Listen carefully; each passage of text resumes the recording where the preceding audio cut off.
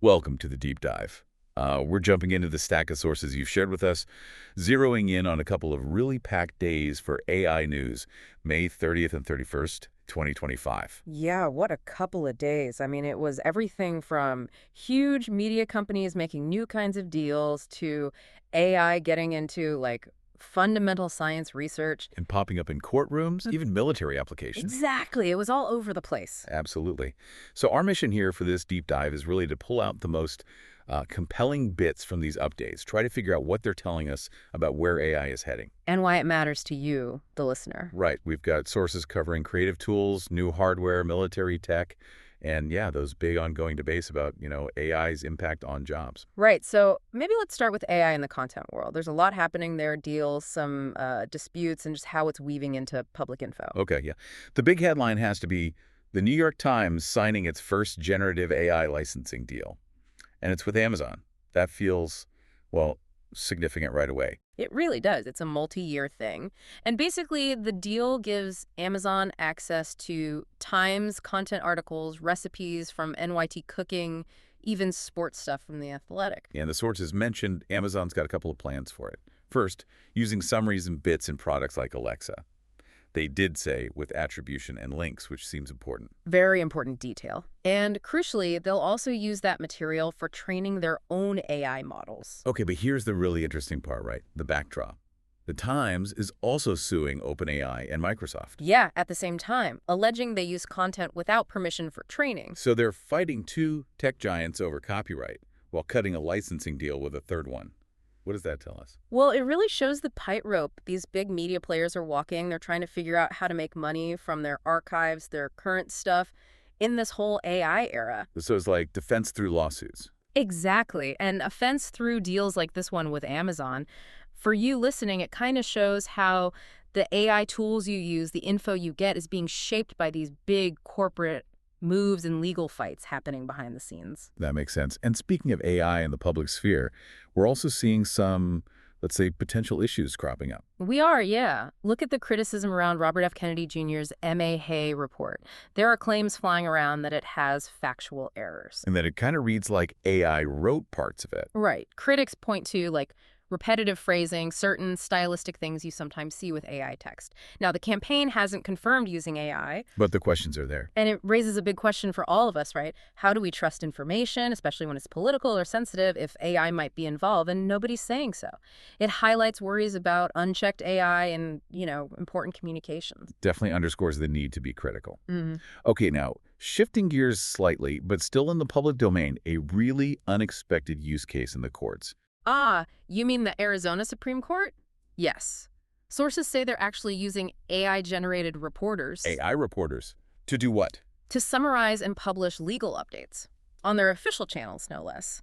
The idea is apparently to streamline how they communicate with the public. Wow. Yeah. Seeing AI adopted by the judiciary for public outreach like that, it's something else. It's fascinating, isn't it? You've got this intersection of AI, transparency, government accessibility, but it also brings up questions naturally about accuracy and can the public trust info coming from an AI, even if it's official? Yeah, good point. So whether it's these big deals, political stuff, court updates, AI is definitely changing how we get and process information. Absolutely. And it goes way beyond just information. Let's maybe pivot to how AI is pushing boundaries, like in actual research and creative tools. Okay, this next one feels like a genuine breakthrough. Sakana AI's AI Scientist V2. It apparently got the first ever peer-reviewed paper acceptance. For a paper generated entirely autonomously. That autonomous part is key, isn't it? It's huge. Okay, it was accepted at a workshop level for ICLR 2025, which is still significant. But the AI did the whole thing. Came up with hypotheses, designed experiments, ran them, analyzed the data, wrote the paper. No human guiding those research steps. So it's not just AI assisting researchers, it's AI being the researcher, in a way. Exactly. It signals that AI is getting capable of doing really complex end-to-end research on its own.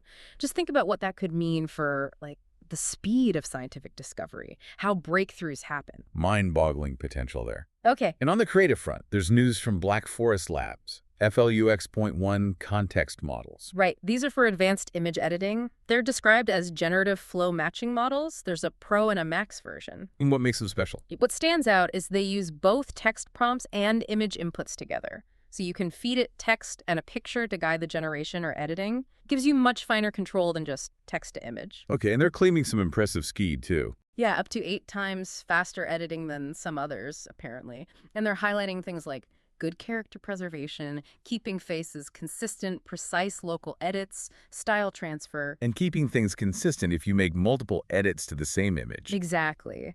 They've even got a playground platform for businesses to try them out. For anyone creating or editing images, this sounds like a big step up in terms of power and precision with AI tools, more sophisticated control. So yeah, AI's capabilities are definitely advancing, from science labs to artist studios, which kind of brings us nicely to AI hardware and some big strategic moves happening there.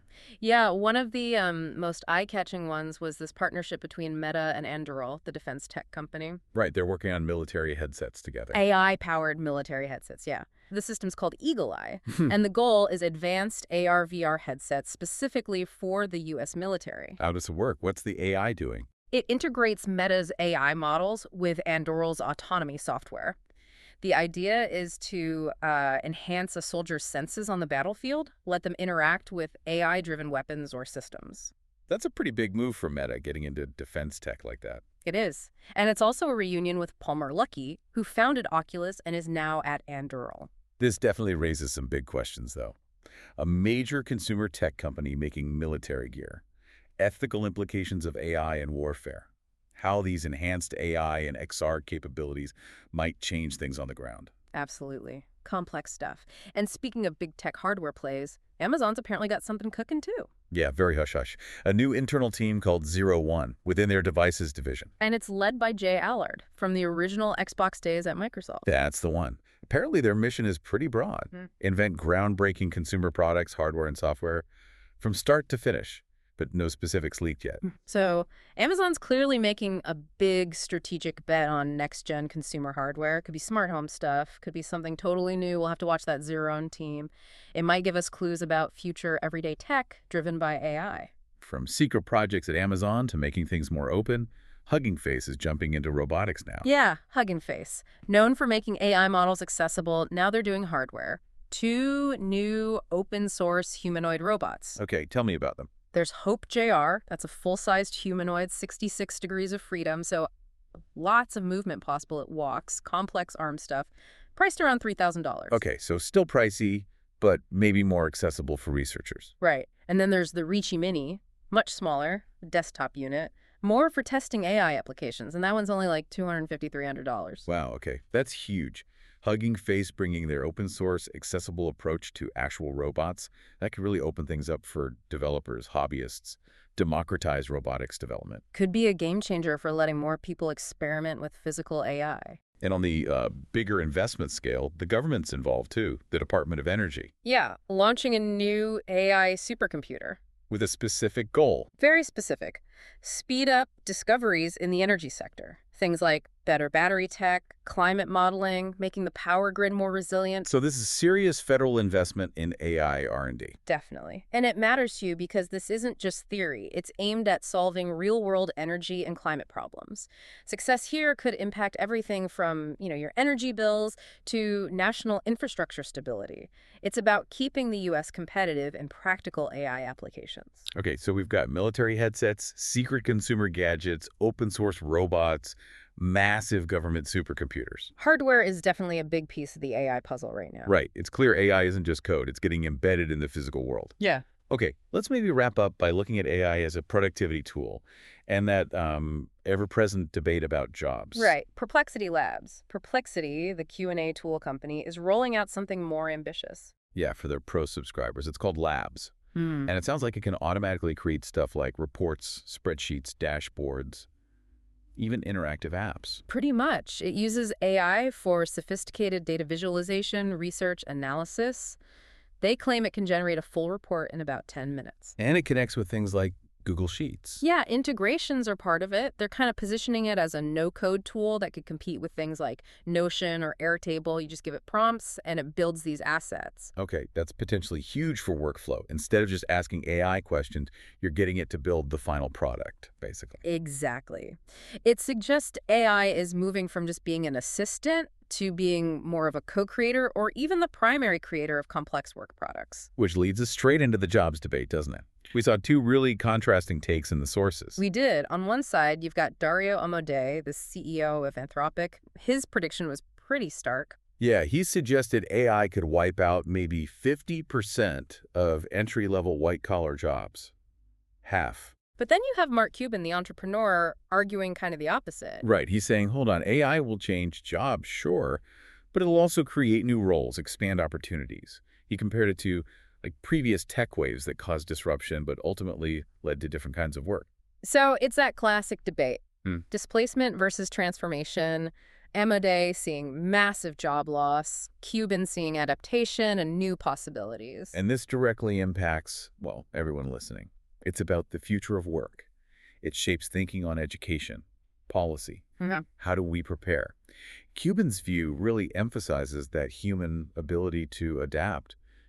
It's a fundamental disagreement about AI's trajectory and its societal impact, a conversation we'll be having for a long time, I suspect. No doubt.